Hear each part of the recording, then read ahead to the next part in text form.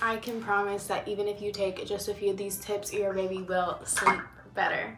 I just want to preface by saying that I know everybody is going to move at their own pace and there is no judgment here. Whether you co-sleep in the same room or in the same bed, whether your baby has been sleeping in their own room since they were a week old, I'm not judging, and I ask the same from you guys. I know that I am putting this out on the internet, but I just want to say that there's no judgment on my end. Everybody moves at their own pace and what they feel comfortable with, and I want you to continue to do so. These are just some tips to maybe help you if you're still having sleepless nights or a rough time with nap times. Hi, welcome back to my channel. My name's Alexis. I make motherhood lifestyle kind of content, whether that be sit downs or vlogs. So if you like what you see here today and you want to stick around for more, make sure to go down below and hit that subscribe button and the like button. It really does help to support my channel and show the love.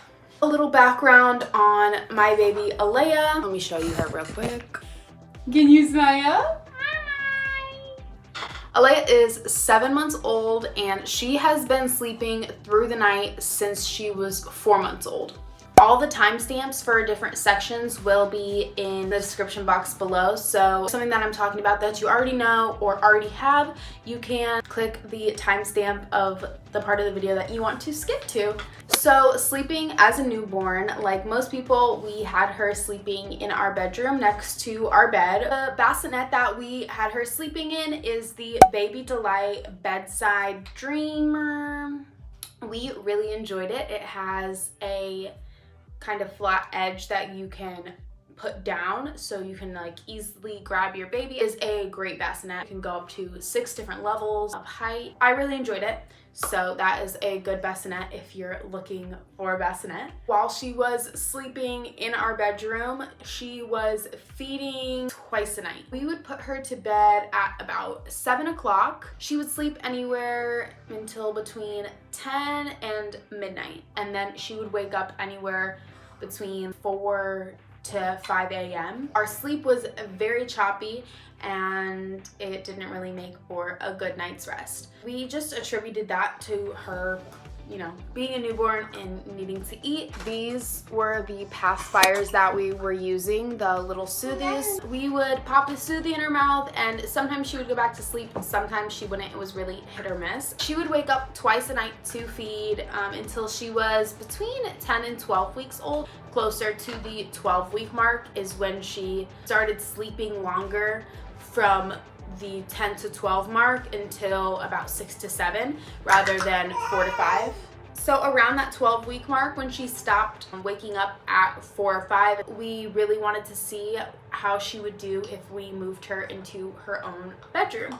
And at this point, she was at the very tail end of her 3 months, about to be 4 months. Around that time, she also was learning to roll. She could roll from her belly to her back, so we weren't worried about stopping swaddling her. That is a big thing that kind of helped us transitioning her from our room to her room. For transitioning her from our room to her room, we first started by moving her bassinet into her own bedroom. The first time that we ever put her in her room, she went to bed about 7 o'clock, 7:30. Mama. And she slept until 7 a.m. Then once we found out that she slept 12 hours in her own room, I wanted to know why. And the best answer that I can give you guys is that she was alone.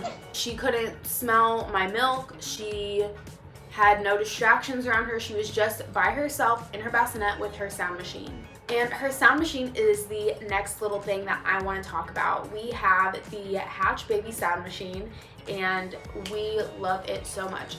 You can control it from your phone, so you don't have to come into the room to turn it on or turn it off or turn it up or turn it down. Or it also has a nightlight setting and you can change it from any different color. We put it on the white noise sound, and we also used that in our bedroom when she was sleeping with us as well. Let's circle back around to swaddling. As we moved her into her own room and she was learning how to roll, we slowly started to transition her out of the swaddle so that once she did learn how to roll from her back to her belly, we didn't just have to randomly stop swaddling her one night and it wouldn't be totally foreign to her. What we did is we had I don't have one on hand, but I'm gonna put a picture of one on the screen. We had the Halo swaddle. So this is the one that we had. It has like a little vest and you zip it up. It can zip up and it can zip up from the bottom, which is perfect for diaper changes. And then it has Velcro pieces, so you can either have their arms down, you can put one arm up, other arm up, both arms out. And that is really helpful, and that was basically the key to transitioning her from swaddling to sleeping with no swaddle. We started with doing one arm out, and I think we started with her right arm, and we would just alternate every night. We would just do one arm for the whole day throughout her naps and everything like that. And then eventually we got to the point where both of her arms were out of the swaddle and we would just put her in sleep sacks, which were basically just wearable blankets. And that is what worked for us. After about 3 to 4 nights of sleeping in her bassinet in her bedroom, we decided to move her to her crib. She did just as well, and she has been sleeping 12 hours every single night. For her naps, we do the exact same routine. She's never been on a super strict routine. We try to keep everything within the same couple of hours every day for feedings and naps, but every day does vary just a tad. For her naps, we really just try to make sure that every time that she's going to sleep, she has kind of just the same routine. She eats.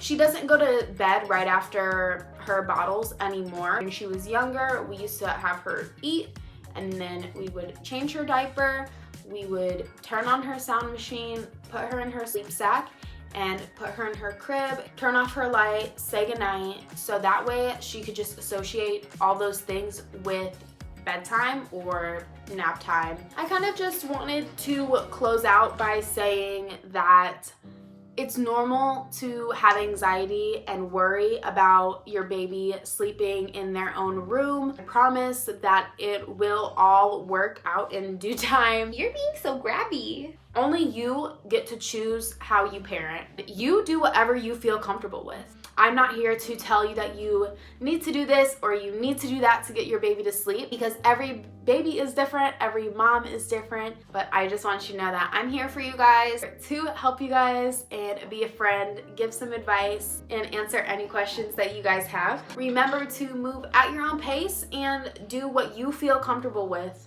Just as much as your baby needs to be tended to, you need to tend to yourself as well. You are just as important, and you are still a person, not just a mom. I know that maybe some of you guys were expecting this big, huge secret of how to get your baby to sleep through the night, but honestly, my main tips are go with the flow, go at the pace that your baby seems to be moving at. Don't be afraid to let them sleep in their own room. Even if you just start doing naps in their own room and then transition them slowly into sleeping the whole night in their own room, that is a good idea too. That's what we were planning on doing, but we just decided one night to try to put her into her own room, and it happened to work. One last bonus tip that I wanted to say to you guys is that I tend not to be super quiet around my baby while she's sleeping. I want her to be able to sleep through noise, and honestly, I think that that has helped a lot. I've never been super quiet around her during her naps,